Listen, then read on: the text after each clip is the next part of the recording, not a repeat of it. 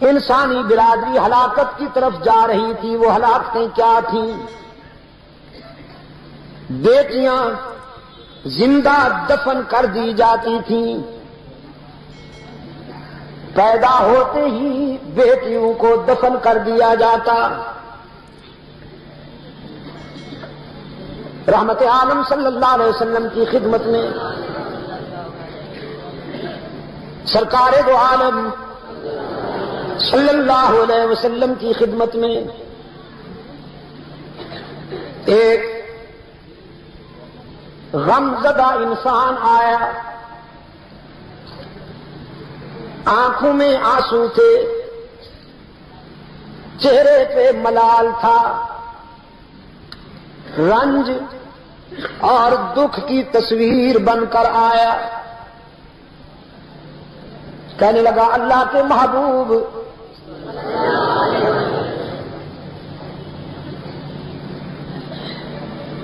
میں بہت بڑا مجرم ہوں، بے چین رہتا ہوں، بے قرار رہتا ہوں. مجھے سکون دلوائیے. میں نے اسلام قبول کرنے سے پہلے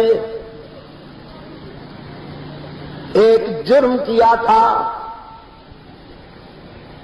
اس کی یاد مجھے چین نہیں لینے دیتی. رحمت عالم صلی اللہ علیہ وسلم نے فرمایا وہ جرم کیا تھا؟ فرمایا میں نے اپنی زندہ بیٹی کو دفن کر دیا تھا.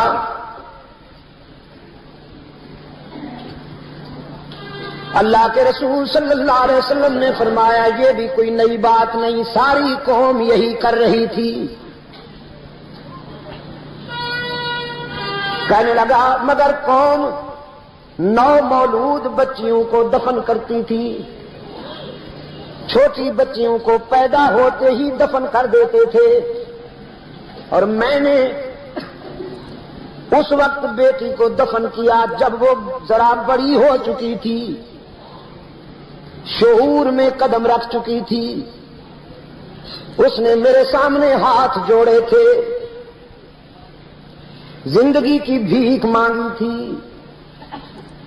پھر پوری تفصیل بتائی. گھر میں بچے کی امید تھی. میں سفر تجارت پر جا رہا تھا. گھر میں کہہ گیا لڑکا پیدا ہو تو پرورش کرنا اور لڑکی پیدا ہو تو زندہ درگور کر دینا. واپس آیا، بیوی نے بتایا لڑکی پیدا ہوئی تھی، ہم نے اسے زندہ درگور کر دیا تھا.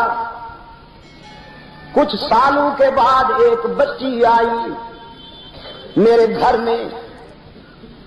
اس کی باتیں میرے دل میں اترتی گئی. اس کے چہرے میں اتنی کشش تھی کہ میری نظر ہٹتی ہی نہیں تھی. وہ بولتی تھی تو میرے دل کی دنیا میں ہلچل مچ جاتی تھی. میں نے حسرت بھرے لہجے میں بیوی سے کہا یہ کن خوش نصیب والدین کی بیٹی ہے. وہ ماں باپ کتنے خوش نصیب ہوں گے جن کے گھر میں ایسی پیاری بیٹی ہے. بیوی نے سمجھا شاید اس کے سینے میں انسانیت بیدار ہو گئی ہے، بڑا اچھا موقع ہے بتا دینے کا. کہنے لگی پھر اگر تمہیں یہ پسند آئی ہے تو یہ تیری بیٹی ہے. جب تو تجارت کے سفر پر چلا گیا تھا یہ پیدا ہوئی تھی. میری مامتا نے گوارا نہ کیا کہ اسے زمین میں دفن کر دوں، لیکن تیرے ڈر سے میں نے اسے اپنی بہن کے گھر پرورش کے لیے چھوڑا ہوا ہے. رحمت عالم صلی اللہ علیہ وسلم نے فرمایا پھر تو نے کیا کیا؟ کہنے لگا بس میرے آقا جب پتہ چلا کہ یہ میری بیٹی ہے میرے اندر وہی وحشت بیدار ہوئی، جہالت بیدار ہوئی، اور میں نے فیصلہ کر لیا کہ آج ہی آج سورج غروب ہونے سے پہلے اس کی زندگی کا سورج غروب کر دوں گا۔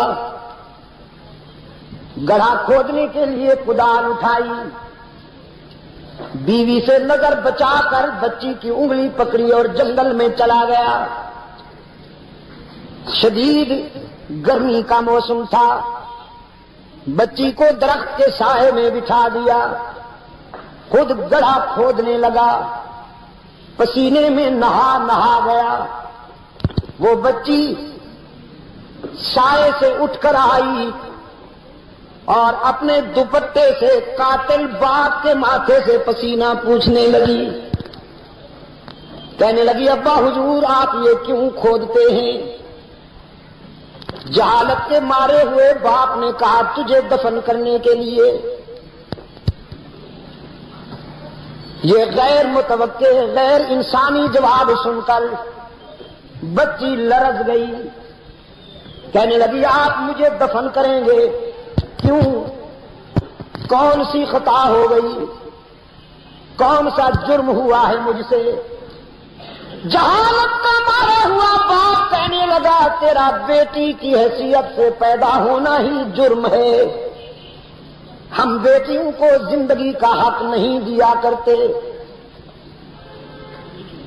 بچی نے زندگی کی بھیک مانگی، وعدہ کیا زندگی کے سفر میں کبھی تیرا دل نہیں دکھاؤں گی، کسی چیز کا مطالبہ نہیں کروں گی، بھیک مانگ کر زندگی گزار لوں گی، لیکن خدا را مجھے زندہ رہنے کا حق دے دے۔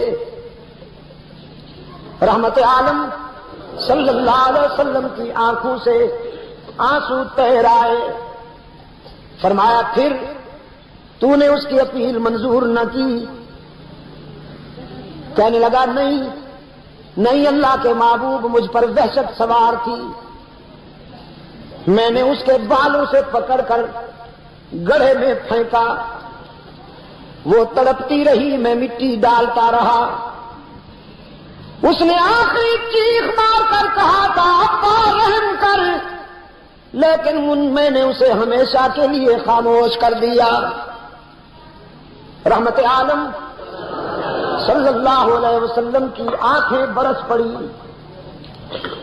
فرمایا تو نے اسلام قبول کر لیا ہے، اللہ تو تجھے معاف کر دے گا کہ یہ آدم خور غلطی تو نے زمانہ کفر میں کی تھی، لیکن میرے سامنے سے اٹھ جا کہ مجھے تیری آنکھوں سے اس معصومہ کے خون کی جھلک نظر آتی ہے۔